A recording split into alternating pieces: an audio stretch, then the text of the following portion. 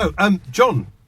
Yeah. You were going to have... You said you wanted to do something. I wanted to talk about because I've had a heart procedure 3 weeks ago. Okay. Right. It's amazed me. I didn't know he had a heart. Well, that was part. No, and I had, thanks to modern surgery. Was that part of the problem? Is that trying to find it in the first place? Exactly. Doctor Who's got it, isn't he? Yeah. Yeah. I've let it take, and they're travelling through space and time. It's the bada-boom! Yeah, and well, no, I mean, on a serious note, I went into hospital, had this heart procedure, I had an angiogram. What they do is they stick a wire in your leg and give you a local anaesthetic. Is that the name of the nurse? Sorry? Angiogram, the Irish nurse. I tell you what, there's more than one nurse. This is the point I'm going to make. Right? Oh, Don't ever diss our NHS. Right? In this, there were 5 people in this room. Right? Now you do a gig, you perform your heart out for an hour and a half. Yeah, right? man. Now you're knackered afterwards, aren't you? Yeah, I'm sweating. Yeah. Right. Absolutely. Yeah. I do shows. Right? I'm a professional performer. I perform for a couple of hours. Yeah. If I actually do a show rather than just mingling and mucking around, 45 minutes, I'm knackered. Right, I'm in this theatre. Right, I've got nurses intensely work. If they do anything wrong, I'm dead.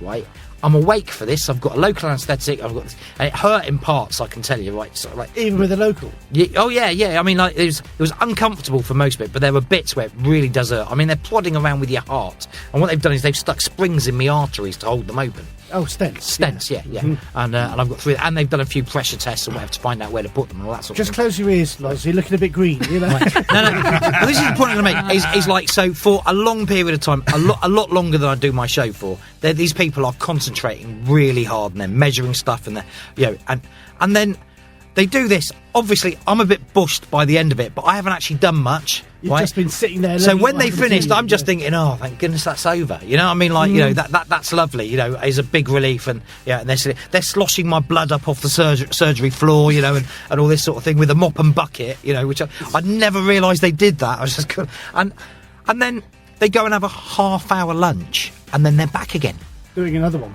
Yeah, they come to have a quick chat with me, wheel somebody else into the theatre. And the next contestant, please. Yeah. And I'm just kind of like, you've only been gone half an hour. And they said, well, we overrun with you a bit, so we've got to press on, you know.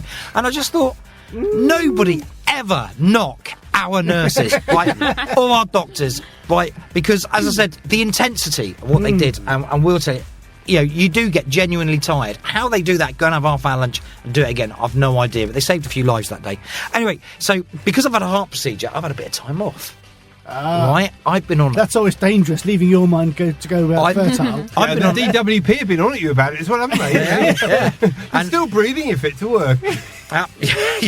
Yeah. And I've been doing light duty, so I've not done my usual performance, so nothing intense. I've been doing light duties, a little bit of ambling, but about 4 hours a day max, just taking it easy. So I had a bit of time to myself. So someone gave me some vouchers for the Daily Mail. Ooh. I thought, I'm an educated man, I can handle it. Okay. Right. So for the first week, I had the Daily Mail. Okay.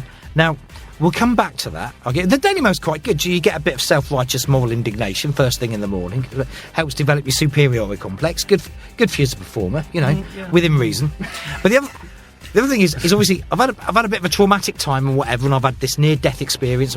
So in the night, I'm waking up, right, having nightmares. Right? I don't know if you remember what it's like when you were a kid. When you wake up, you've had nightmares. You wake up and you're thinking, you're being silly. There's nothing to fear. Go back to sleep. Right? That's what you think. And you say that to yourself for about 10 minutes, and you think, damn it, I'm going to look under the bed. I did that. And then you think, if I get out of the bed, it's going to have my ankles. Right? Right? And you're being silly. You're being silly, right? And then, so you get a torch, right? You get out of the bed, quickly, shine the torch under the bed. There's nothing there. Get back in bed. 20 minutes later, you're pulling down the loft ladder. Right, I am climbing the loft ladder and I'm berating myself. I'm so angry with myself. I'm saying, Jonathan, you know damn well there are no illegal immigrants in your loft. That's what comes to reading the Daily Mail. Right, exactly. Right, so my wife said, right, that's it. You're not reading the Daily Mail anymore. You can get the Guardian. So nobody gave me vouchers for The Guardian. I'm aspiring middle-class person. I can't afford The Guardian. It's £1.80 a shot. It's £2.50 at weekends, right? So anyway, my wife said, no price on peace of mind, right? Your health's more important. Buy the bleeding Guardian. It didn't help. I'm waking up in the night worrying about the squalor that my imaginary immigrants are living in now. I'm sneaking down to the basement and in the shed leaving bottles of water and food parcels. But I've solved it. This week, I've been buying the Daily Star. It's 20 pence a day. Stuff the illegal immigrants, that's what I say. Oh my God. I don't care about them anymore. I read the Daily Star. So that's what I've been doing. I've been... And I'm glad to say I do still believe in imaginary things in my attic, but immigrants are the last thing I'm worried about, to be honest.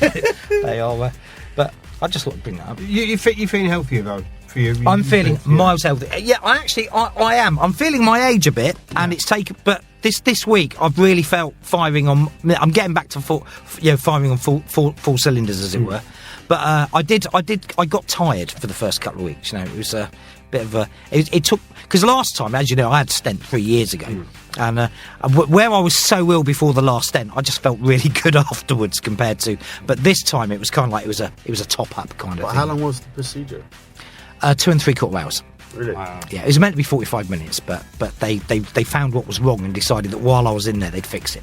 Yeah. So get the illegal immigrants out of them. Yeah, that's it. All the illegal immigrants living in my arteries. Something's got hold of my heart, was it? And I would like to say 2 of those nurses were foreign nationals, and they were very, very good. And thank goodness we've got them. Is all I'm going to say. Yeah, absolutely.